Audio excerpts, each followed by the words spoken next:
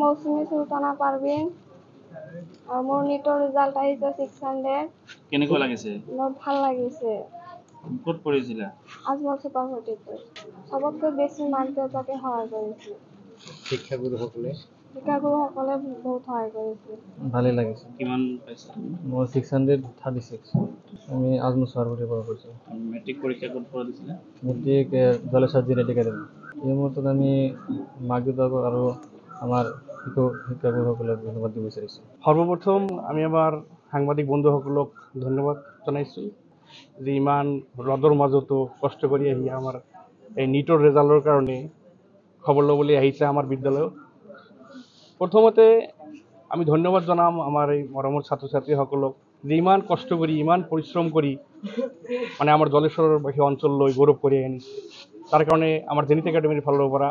আন্তৰিক শুভেচ্ছা জ্ঞাপন কৰিছোঁ আৰু ভৱিষ্যতে তেখেতসকলে